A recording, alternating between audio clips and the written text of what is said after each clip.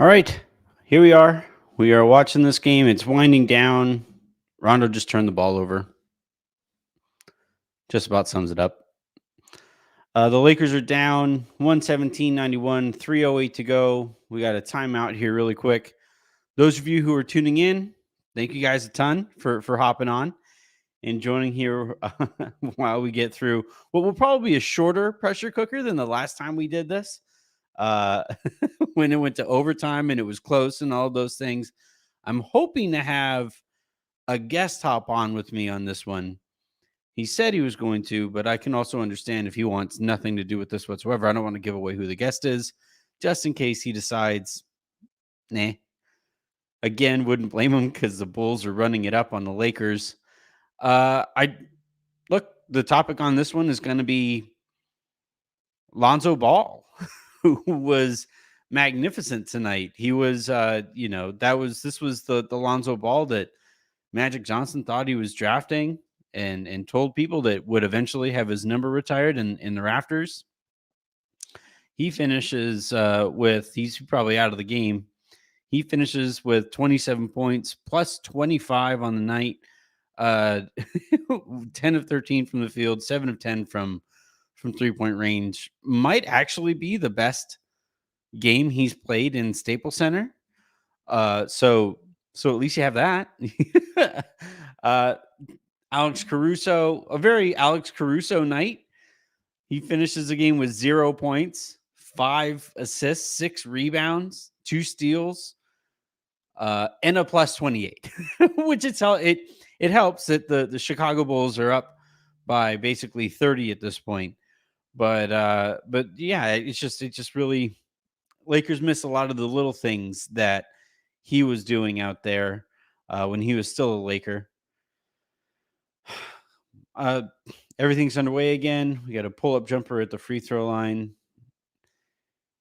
We get Rajon Rondo and DeAndre Jordan to finish the game, as if it wasn't sad enough already. Right?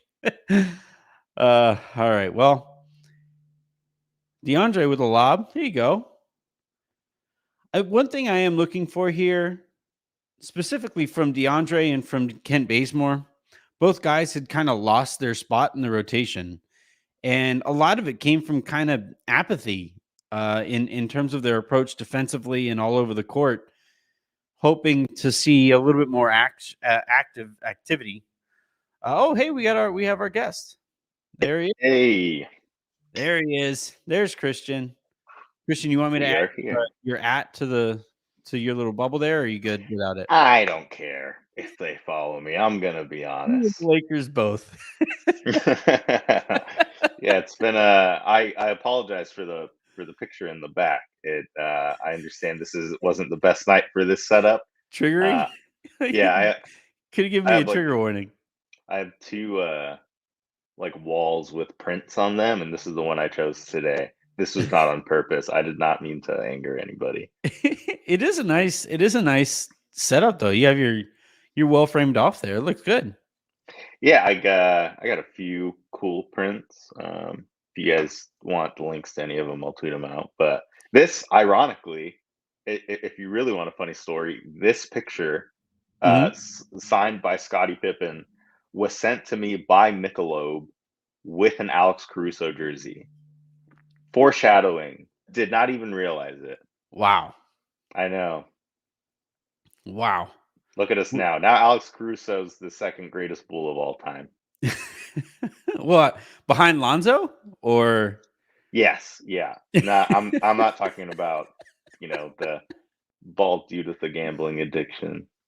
the guy who was kicked out of the league for a year, Right. suspended for a season? Yeah, that Yeah. guy.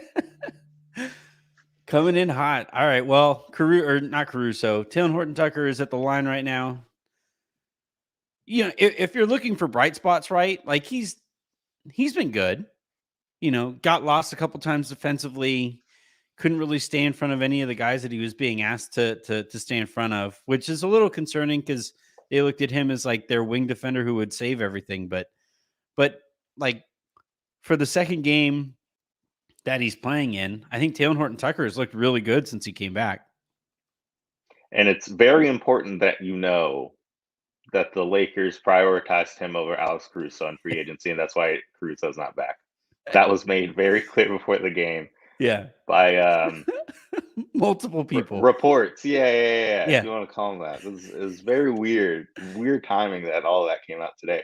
But I Yeah. agree. Like, listen, of people that you follow or that one may follow on Lakers Twitter, I'm probably not the highest on THT. But even I understand the value he has for this team, especially if they're going to roll with these 3 guard lineups and playing 80 at the 5 when they have like a total of 4 forwards on their roster. Yep. Playing Taylor Horton Tucker at the 3 is going to be crucial to their success, and the fact that he's been able to hold his own on defense, basically defend 1 through 3, has been really, really good. Just gotta hope his jumper falls, and he that was a pretty finish. If he if he keeps he gets doing fully that, extended, man, it looks pretty freaking sweet. the most impressive thing. Oh, I didn't even realize he had 28 points. Hey, look at that. And here I am, not high on this kid. I'll always cherish the matching farmer's tans that he and Alex Caruso had when they were teammates. Alex Caruso is a very red man. when he wears the red Chicago Bulls jerseys, it just looks like a giant sunburn, right? Like it's like he makes the white Chicago Bulls jersey. Like if he didn't have a shirt on underneath, it would just look pink. Mm-hmm. The white Bulls jerseys. Oh, Baze, you held off until after he would have improved his 3-point shooting stats there. What a season it's been for Baze. Not what I expected from him. I still think he'll probably turn it around.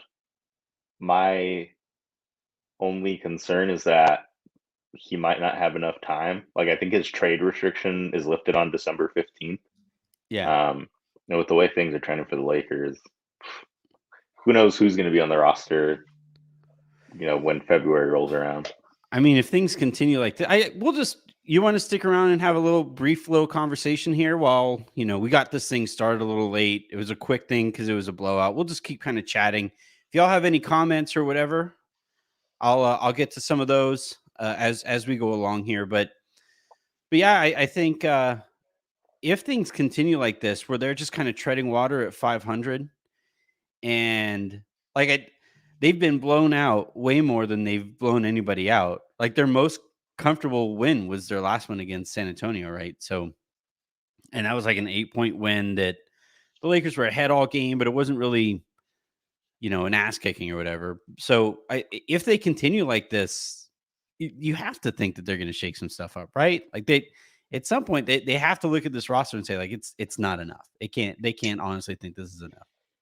The crazy thing about it, and I really don't mean to keep bringing this up. I don't like talking about it. It doesn't bring me joy to talk about it. That was one of the more frustrating things with them not bringing Alex Caruso back. It's like, regardless of how anybody in the front office or, the star players on the team felt about him as a glue guy, player in the rotation, a glue guy, somebody you're going to play 25 plus minutes over somebody like Kendrick Nunn, Avery Bradley, whatever your opinion was on him, that is salary you would not have had otherwise. Yeah. If you re-sign him. Right. And now the Lakers' only salary ballast outside of the big three are Taylor Horton Tucker, who again dropped 28 points and made very clear the reason he's back is because they didn't re-sign Alex Caruso. Okay. So they're not going to trade him. Yeah. Outside of him, you have Kendrick Nunn's $4 million contract. Yeah. What's that going to get you at the trade deadline?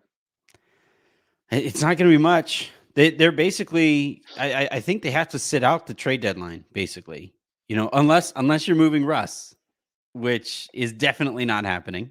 No team has $44 million that they could send out, that they would want to send out, honestly, for Russell Westbrook. And then, like you said, there's just no flexibility beyond that. Other than the Kendrick Nunn, it's either 4 or 5, whatever he's making, because he didn't get the full MLE, right? So you're still looking at $4 or $5 million, and then everybody else is making like one and change. So if you're trying to get to like a $10 million contract, who you can get a useful player at about $10 million if you're trading for him, you have to send out like 3 players. That is also like, let's just say you send like $6 million out for a player. That's like if you're getting more salary, that's more salary added to the luxury tax. If you're getting more salary back, then every cent counts in Los Angeles. At that point, you may as well have just eaten the luxury tax at the beginning of the season anyway. Brother, you're preaching to the choir. I don't know what to tell you.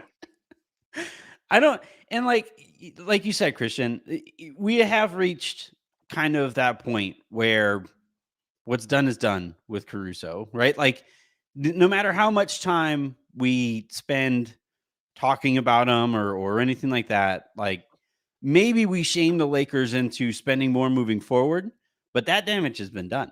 Like, he's clearly on a different team, on a team, by the way, that like immediately improved once he and DeMar got there and Lonzo got there, and they become, I'd put them in the top tier in the East. You know, they're I'd say slightly below Brooklyn, but I don't think there's any other team that's played much better basketball than them. Maybe the Washington Wizards, who, I don't know if you know this, Christian, but have a couple former Lakers over there.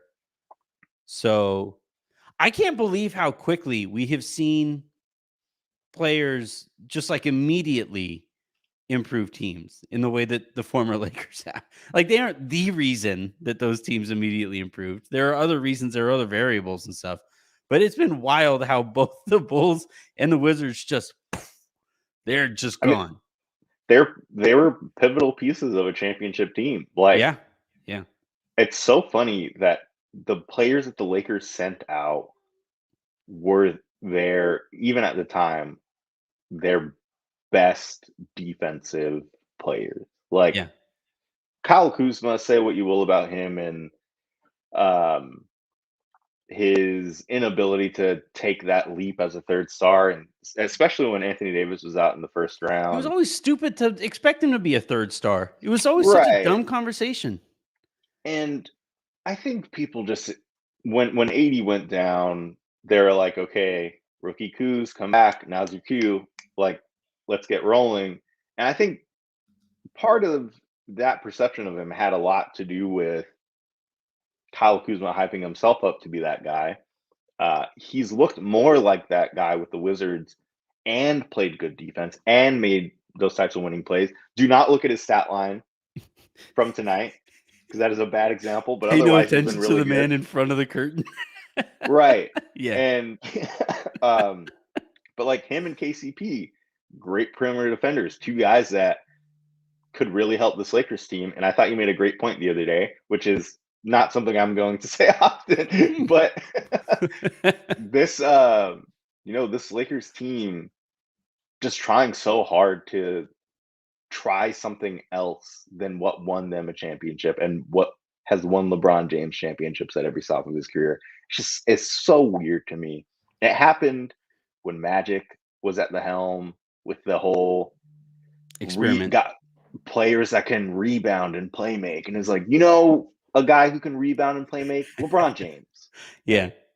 And for them to make all that growth and getting rid of Magic and putting LeBron guys around LeBron, only to do this weird experimentation again. I don't know. I don't know what we're doing. Yeah, it's funny. So I said on Twitter today that, like, yeah, I've never really seen a championship team just so immediately get just ripped apart, right? Not just in terms of like, the Mavericks, and people brought up the old Marlins. Like, the Marlins owners are just crooks. So, like, unless you want to compare the Bus family to the crooks that run the Marlins, then you can do that. And like, the Dallas Mavericks completely screwed the pooch when it came to what they did after winning their championship, right? And so, like, if you're saying, hey, there was teams that did it worse than the Lakers, but they also did some of the dumbest things after winning a championship, and the Lakers were a close third, then like, we're kind of missing the point. The Lakers, like, not only did they, just kind of, again, rip to shreds a team that won a championship, but they completely ran away from the identity. Like it was, and they did so to solve really what is basically a regular season problem, right? What are you going to do when LeBron James isn't playing? How are you going to, how can you tread water better than the Lakers had recently with LeBron not available? Well, if LeBron isn't available in the playoffs, it doesn't freaking matter who else you have on the roster. Like Russ isn't going to win you a playoff series. That's not going to happen if LeBron isn't playing. And so, like, if you're trying to fix that problem, and in order to do so, running away from the identity that made you a champion in the first place when LeBron is available, because that's really all that matters, then like it's a trade-off that I never really understood. It's an approach that I never really understood. And like, by the way, it didn't just happen this year. Right after they won the championship, they swap out Danny Green for Dennis Schroeder, a trade, by the way, that I applauded. So it's not, I'm not batting 1,000 here at all either. But swapping Danny Green out for Dennis Schroeder means that you make the game harder on LeBron. And we saw how that played out. And it's something that I should have analyzed better. Like in the moment, I got really excited because, somebody who isn't Rajon Rondo running the second unit would have been really fun to watch. And then it turns out he wasn't interested in running the second unit. He just wanted to start. And that was just like a brutal trade. And the way that it played out was somehow worse than the expectations we had for it. But then like they doubled down on the approach. They're like, okay, yeah, that sucked with Schroeder. Oh, let's use even more resources to go out and get somebody who fits even worse with LeBron than Schroeder might. Yeah, I think, the roster construction is bad. I don't know if it's as bad as it looks right now. Yeah, no, I don't think it is. I don't love the Kendrick Nunn signing. I think we're also on the same page on that. Yeah. I would have liked to see that money go to another forward because I think Kendrick Nunn will be a lot better than Rondo. It's a low floor, but I think he'll clear it. And That the bar's one on thing the ground. about right, and the one thing about Nunn that I can say pretty confidently is that upon arrival, as soon as he starts playing, he'll be one of the best shooters on the team. Like, if there's one thing I can say about He's a Nunn bucket. from the first day he came to the league, he just is, shooting green from almost everywhere on the floor. Mhm. And that's going to be good. What I'm interested to see is, or I guess what I'm worried about, this team at full strength with everybody healthy, I think is a little bit better on defense, but a little bit better on defense with what we've seen so far is not a good defensive team. Yeah. And if that's the case, if you're rolling with that, is this incredible on offense? offense. Yeah. Yeah. Is this offense going to be good enough to be an elite team? There are a lot of really good teams in the NBA right now, and the Lakers are as constructed. I want to say are not one of those really good teams. Like I think they're going to be a good team. LeBron and AD, I'll take those guys in a playoff series over, just about anybody. But there are some well-built teams, namely the Warriors. The Warriors scare the crap out of me more than the Clippers have, even in recent years. The Warriors, I mean, they could get better at the trade deadline if they decide to do that. They could get better at the trade deadline just by getting literally anything from their lotto picks. That like maybe those guys step on the court but like even if they just stick it out and you get Klay Thompson back, like good Lord. It's stupid. Yeah. Yeah. It's just imagine having a superstar that lets your front office do its job. Wild. But I want to discuss, like you kind of mentioned Anthony Davis and LeBron and how much you trust them in a playoff series. And I mostly agree, but AD gets tossed in that game tonight. And we kind of it was a stupid, like, I do want to say that, like, while I am going to comment on like the general vibe and Anthony Davis, just kind of like the way he's carried himself this year, I do want to start by saying that was a stupid, like, look at me moment from the referee. Mm-hmm. He's just basically every other situation with a stopped ball kind of thing.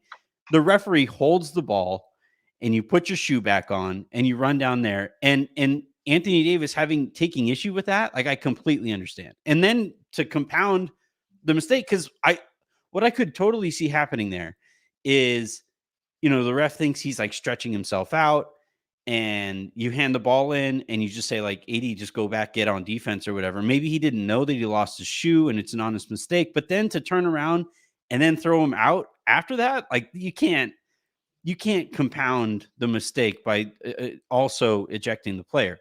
All that said, weird vibe to AD so far this year. A lot of hanging his head. Like the one thing that really stands out to me is how much like he walks with his head just way down, and a lot of yelling and pointing. He had the altercation with Dwight Howard. He had his quotes after the Minnesota Timberwolves game. Have you picked up on kind of a weird vibe? The vibes are not immaculate, to quote what the kids would say. Yeah, I try not to like psychoanalyze Yeah. players too much. But if I did buy into like him not having the best vibes on the court, I'd imagine it has a lot to do with the burden he's had to carry on the defensive end. And, I think the big thing for him is probably, look, I'm playing center. This is the most center I've played in my career. I'm playing more center than power forward by a pretty large margin. We're still not good. Like, I've done everything you asked me to. I've carried the load on defense. I'm attacking the rim. I'm being the focal point on offense, and we still suck. Like, Yeah. something's got to give other than me. And obviously, when LeBron James is healthy, that's going to be LeBron. But there has to be a feeling of what is everybody else doing, specifically like, where's Russ? Again, not the best night to make that argument. I think Russ was actually pretty good in the first half. But this is a team when LeBron James is not healthy is still going to be more reliant on Anthony Davis than Russell Westbrook by a lot. Yeah, I think you hit the nail on the head in terms of like, hey, I'm finally doing the thing where now I'm starting at the 5. I said when I got here I didn't want to start at the 5. I'm working my ass off defensively, and you're surrounding me with like, if given the way that the team is built right now, there isn't a single league average defender that AD is playing consistent minutes with. The only guy you could maybe make an argument for is Dwight, and they aren't playing together because then you have like DeAndre Jordan minutes or something like that, Yeah. And so like if he's out there and you have a 5-man unit of AD and basically 4 poor defenders, eventually that's going to get old really fast for somebody who cares about defense the way that he does. You compound that with the frustrations of like, yeah, he didn't start the season shooting particularly well. Maybe he's not feeling 100%. LeBron gets hurt, so that means he has to carry that much bigger of a load. All of these things, and yeah, I just again, I don't think this had anything to do really with the ejection tonight, and neither, Yeah. by the way, it does like my analysis of like where he seems to be this season. But yeah, I think, and then also like losing as much as the Lakers have, like that's obviously going to wear on everybody. So like it's all explicable. I can understand why he's frustrated this year. It doesn't mean that it's not noticeable that he is. And it's funny, Caruso had that quote today where he didn't think LeBron or AD were healthy at all last season, and that LeBron was able to mask it a little bit better than AD. And I think to a certain extent, I might be able to apply some of Caruso's kind of analysis of AD to also like, if it's difficult to mask how you're feeling physically, it might also be kind of difficult to put a poker face on when you're frustrated about the situation that you're in too. And I think that might be kind of what's going on here, where you see LeBron, he's in and out of the huddle. He's maybe arguably more active on the sideline than Frank Vogel is for most of these games while he's out. And so he's Mhm. trying to put on a good face about all this. But I think for AD, it might be more difficult to do that. And I can totally understand. You're talking to me, man. I have the worst poker face in Lakers media. Like I'm not very good at masking this stuff either. And I feel for AD because he did like just sign what was it, a 4+1? Yeah. His future is committed to this team. And for all the talk about him phoning it in last season, and which was all just stupid. Yeah, I thought I it was never understood it. yeah. But the for all that talking, for him to start the season the way he has, just looking so much better on both ends of the floor, looks healthy, and for things to be going the way they are, and for the reasons they are, not just injuries, but this weird roster construction that put a heavy burden. There were jokes made in the offseason that, Rob Pelinka was really going to put Frank Vogel to the test as to, how many bad defensive players can you actually have and still have a Mhm. good team with? Um, the answer isn't The line was 3 or back there 4. somewhere. Like Right. It was, and that's another thing too. That's another criticism I haven't understood this season. I understand Frank Vogel has not been perfect, um, but anybody that looks at this roster and points the first finger at Frank, I think is a little nutty.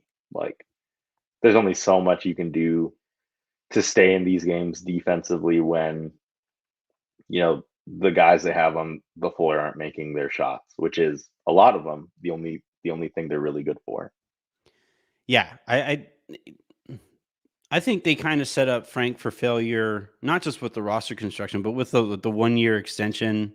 That kind of undercuts any power he'd have in the locker room. So that's kind of difficult. And yeah, I mean, if the season gets worse, like if they slide and Frank Vogel is used as a scapegoat, I think it'd be a real mistake. All right. I didn't mean for this to turn into a full-on podcast. This is not usually how the pressure cooker goes. Usually we're just watching here playing basketball or watching them play basketball. You don't want to watch us play basketball. I So disagree. let me let me cut this off right here. Check out the I Love Basketball show. Sabrina and Austin are going to record that. They're probably recording right now. As soon as I'm done with this, I'm going to record the lowdown for tomorrow morning. Check that out as well. Check out Christian and Jacob on Sundays with the Can You Dig It pod. And then check out his writing for Sacktown Royalty as well. If you want to, he's right now focused on Luke Walton losing his job. So that's kind of fun. I'm in a familiar spot. So check out all that good stuff, whether it's at silverscreenroll.com, our podcast feed, which, by the way, you can follow there as you see on the ticker at Lakers SBN Pods on Twitter, and all of that other good stuff. Until the next nationally televised game, hopefully a closer one. I'm Anthony Irwin. That was Christian Rivas, and this was a pressure cooker. Have a good one, everybody. Have a good one, everybody. That was like 3 sips of wine.